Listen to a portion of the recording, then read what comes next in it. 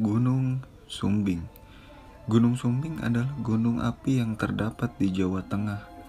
Ketinggian puncaknya mencapai 3.371 mdpl. Gunung Sumbing merupakan gunung tertinggi ketiga di Pulau Jawa setelah Gunung Semeru dan Gunung Slamet. Ini adalah kisah pendakianku di Gunung Sumbing. Lebih tepatnya tanggal 2 Februari 2018. Dalam pendakian Gunung Sumbing, aku memilih jalur pendakian Pos Garung. Kenapa Pos Garung? Karena atas saran teman dan banyak juga teman pendaki menyarankan pendakian lewat Pos Garung. Gunung Sumbing memiliki beberapa pos dan memakan waktu kurang lebih 8 jam sampai ke puncak sejati. Tentunya dengan catatan tak ada rintangan yang berarti. Pendaki aku pun hanya beranggotakan 2 anggota. Berangkat dari Grobogan, tapi waktu sampai di pos pendakian Garung, tentunya banyak pendaki lain yang akan mengiringi perjalanan kita. Sekitar jam 4 sore, aku dan temanku beserta pendaki lainnya meninggalkan Pos Garung menuju puncak sejati, Gunung Sumbing. Perjalanan yang sangat menyenangkan, ditemani udara yang sejuk. Selain itu, sepanjang perjalanan juga banyak para petani yang sedang mengelola lahannya.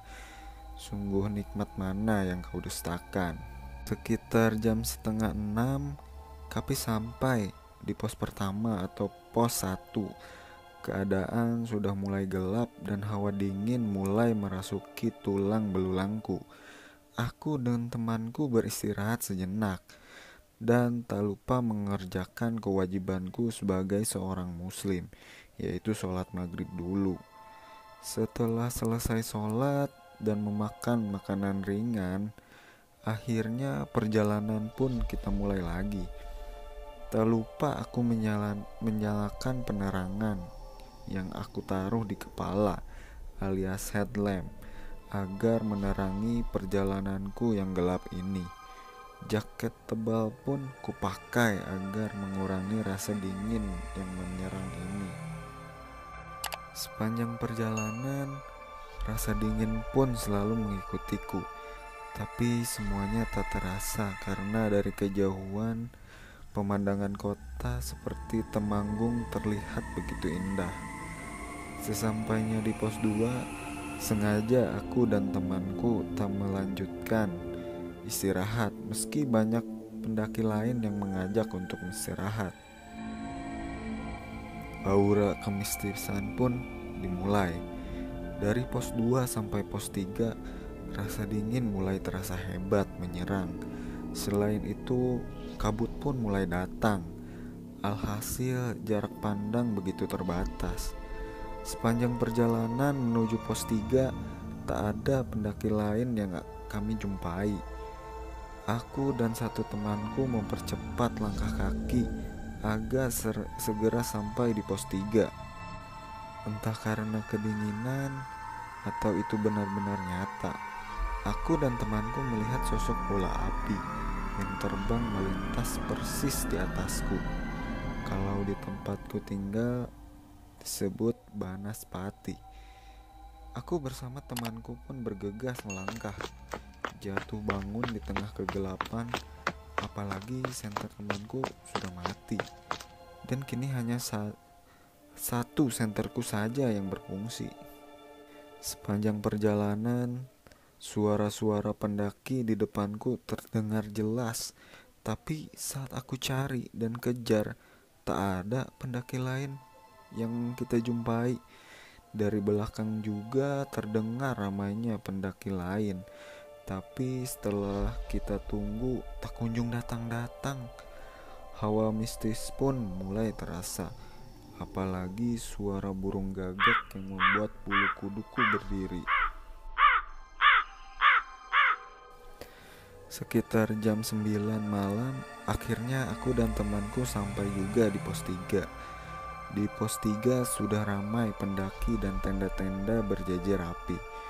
Aku dan temanku lantas mencari tempat istirahat untuk menenangkan pikiran. Setelah pikiran tenang dan tenaga terkumpul, aku dan temanku mulai memasak air, membuat kopi dan mie instan.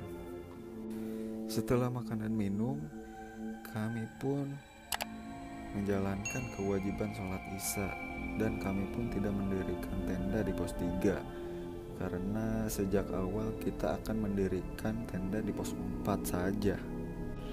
Sekitar setengah 10 kami melanjutkan perjalanan meninggalkan pos 3. Dalam perjalanan menuju pos 4 tak ada halangan-halangan yang berarti karena banyak teman pendaki lain bersama kami menuju pos 4. Sekitar jam 11 malam, akhirnya kami sampai di pos 4. Sesampainya di pos 4, aku dan temanku segera mendirikan tenda dan memasak air.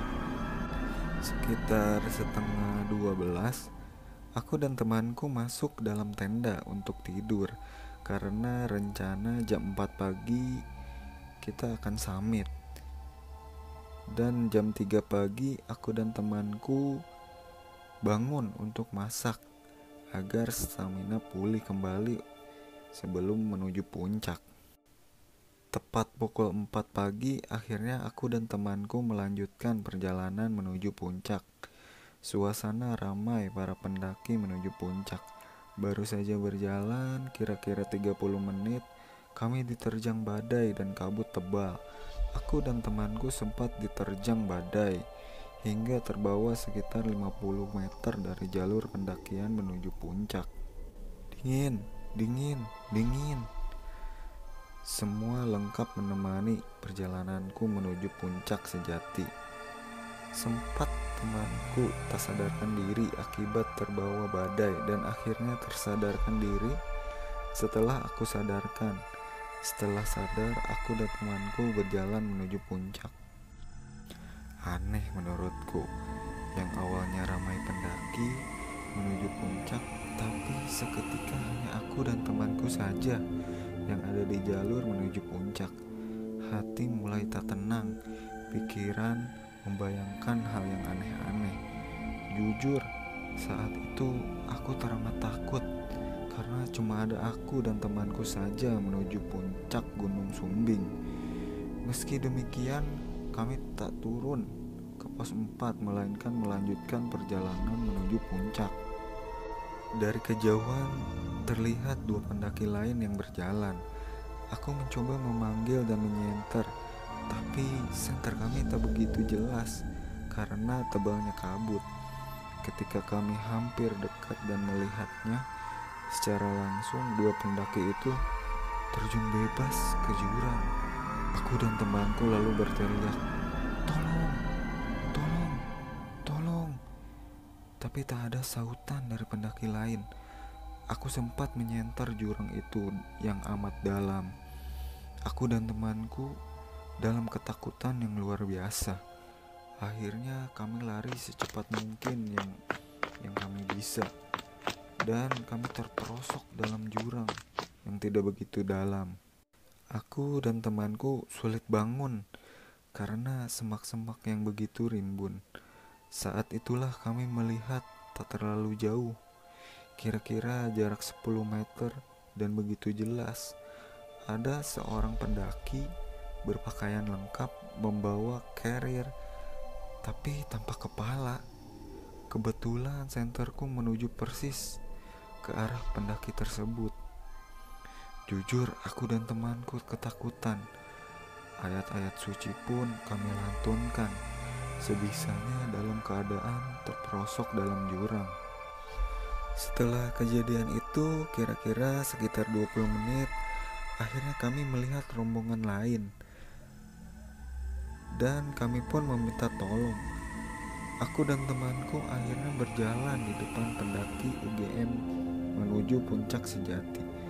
Setibanya di puncak sejati, kita melihat indahnya matahari terbit, sedikit mengobati lelah dan rasa takut. Sungguh indah ciptaan yang maha kuasa. Sekitar jam 8 pagi, aku dan temanku turun dari puncak sejati. Dalam perjalanan turun, kami melihat jurang yang dimana dua pendaki tersebut terjun bebas. Setelah kami lihat, tidak ada satupun mayat dari para pendaki yang ada di dalam jurang. Aku merasa heran, tapi ya sudahlah, aku berusaha melupakannya. Sesampai di pos 4, kira-kira jam 9, kami segera membongkar tenda dan masak dan lain-lain. Perjalanan turun amat indah. Di sekeliling terlihat pemandangan dan Gunung Sindoro berdiri begitu gagahnya. Tepat pukul 1 siang, kami sampai di pos pendakian Garung. Kami istirahat di salah satu tempat makan penduduk. Aku sempat bercerita kepada pemilik warung atas kejadian yang aku alami dan temanku. Kata pemilik warung, tak cuma aku saja yang mengalami itu, melainkan banyak pendaki juga yang pernah mengalaminya. Selain itu, pemilik warung juga berkata, dulu memang ada pendaki yang jasadnya ditemukan tanpa kepala karena dimangsa binatang buas, dan ada pula pendaki yang terjatuh dari jurang. Mendengar penjelasan pemilik warung, aku dan temanku hanya bisa mengucapkan syukur alhamdulillah bisa selamat, dan kita pun pulang. Dan alhamdulillah kita pun sampai di rumah dengan selamat tanpa kekurangan apapun. Jangan lupa buat subscribe untuk support channel ini. Jangan lupa juga buat di-share cerita ini ke semua sosial media yang kamu punya. Karena masih banyak cerita-cerita horor yang pengen aku ceritain ke kalian. Jangan nonton.